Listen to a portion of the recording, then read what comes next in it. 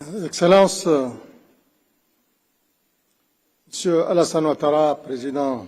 de la République de Côte d'Ivoire, Excellences, Messieurs les chefs d'État et de gouvernement, Excellences, Monsieur Adjaye Banga, président du groupe de la Banque mondiale, Excellences, Messieurs les ministres, Messieurs les ambassadeurs, Excellences, Mesdames et Messieurs les représentants et donateurs des institutions partenaires de l'IDA, Mesdames et Messieurs, je voudrais tout d'abord remercier mon frère et ami, Son Excellence Alassane Ouattara, président de la République de Côte d'Ivoire, et à travers lui, le gouvernement et le peuple ivoirien frère pour l'accueil chaleureux et l'hospitalité généreuse, tout comme je le félicite pour la parfaite organisation de ce sommet économique de haut niveau qui constitue un moment important dans le processus de la 21e reconstitution des ressources de l'IDA. Je tiens également à exprimer mes sincères remerciements au président du groupe de la Banque mondiale, M. Adjaye Banga, et à saluer son leadership et son engagement en faveur de l'Afrique. Excellences, Mesdames et Messieurs, pour faire face aux besoins vitaux de relance de nos économies après la pandémie de Covid-19, nous avons, ici même à Abidjan, en juillet 2021, plaidé auprès de la communauté internationale en faveur d'une reconstitution historique de l'IDA, tant étaient énormes les défis et les ressources à mobiliser en urgence. Grâce à cette reconstitution, l'IDA a soutenu plus de 74 pays à travers le monde, dont une trentaine de pays en Afrique.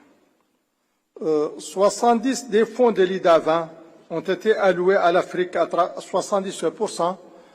de ces fonds ont été alloués à l'Afrique à travers des financements concessionnels pour des projets transformateurs. Pour de nombreux pays en Afrique, les ressources mobilisées à travers l'IDA représentent plus de 50% du financement externe. Ces ressources sont affectées aux services sociaux de base, à la résilience climatique et surtout aux infrastructures. À ce propos,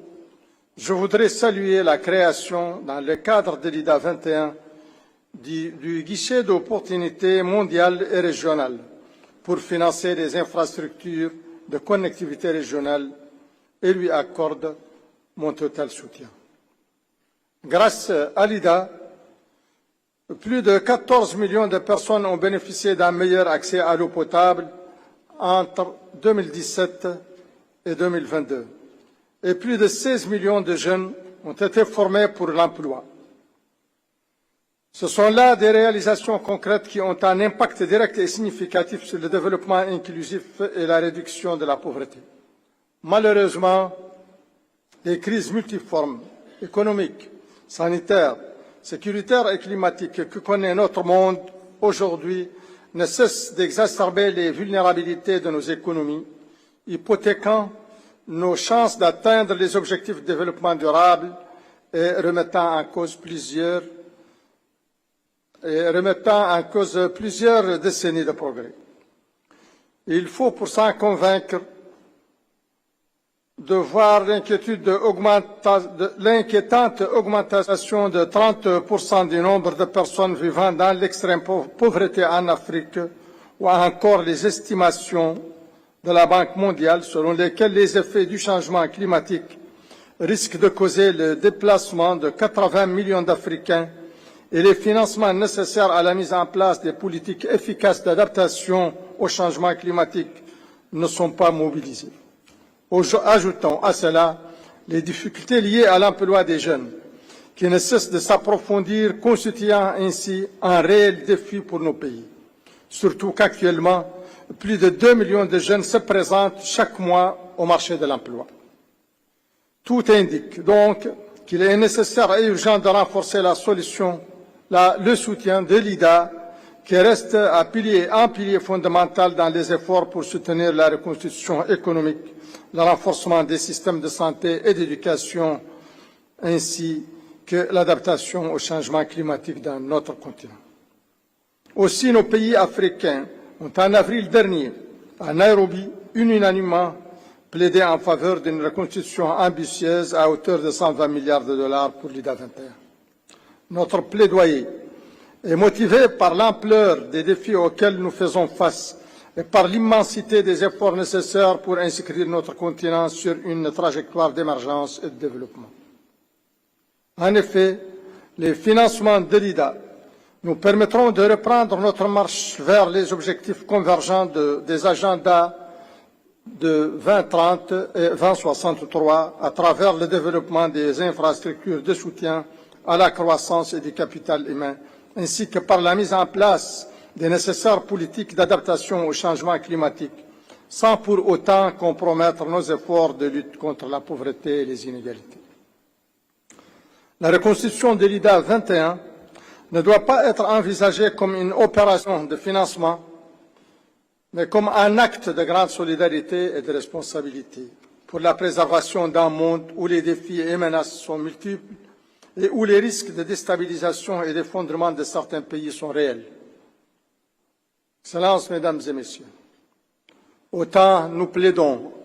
avec force en faveur d'une reconstruction de l'IDA 21 à hauteur des besoins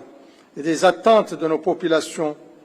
autant nous nous engageons à redoubler d'efforts pour augmenter la mobilisation des ressources domestiques,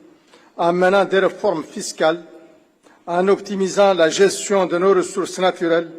et en luttant plus efficacement contre la corruption. Nous nous engageons aussi à encourager la participation du secteur privé au processus de développement à travers, entre autres, la mise en place de programmes de partenariat public-privé, particulièrement dans le cadre de la construction et de la gestion d'infrastructures de soutien à la croissance. En Afrique, nous sommes prêts à assumer toutes nos responsabilités, mais nous avons plus que jamais besoin de la solidarité de nos partenaires et de la communauté internationale pour faire face aux immenses défis que nous avons à relever. Aussi, je voudrais, ici, au nom de l'Union africaine, réaffirmer notre engagement à travailler main dans la main avec IDA et l'ensemble des parties prenantes pour assurer une reconstruction réussie de l'IDA 21 à hauteur de 120 milliards de dollars. Comptant sur l'engagement, la solidarité et la générosité de nos donateurs, je souhaite plein succès et réussite aux travaux de notre sommet. Je vous remercie.